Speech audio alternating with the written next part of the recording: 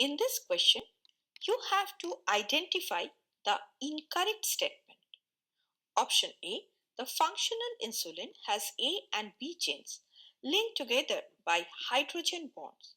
Now, this statement is incorrect because in functional insulin, the A and B chains are linked together by disulfide bonds and not hydrogen bonds.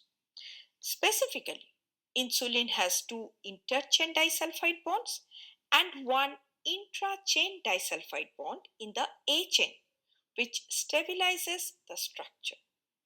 Hence, it is the correct option. Option B, genetically engineered insulin is produced in E. coli. Now, this is true. Recombinant DNA technology enables the production of human insulin in Escherichia coli, that is E. coli bacteria. And this is known as recombinant insulin, which is largely used for medical purposes. Hence, this is incorrect.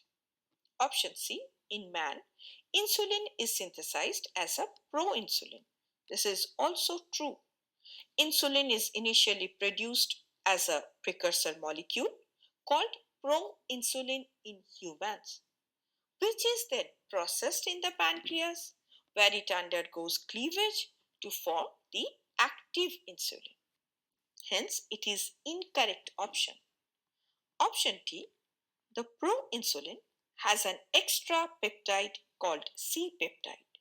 This is also true. Proinsulin contains three chains, A, B, and a connecting peptide called the C-peptide. So during the maturation process of insulin, the C-peptide is removed, leaving only A and B chains, which forms the functional insulin. Hence, it is incorrect option.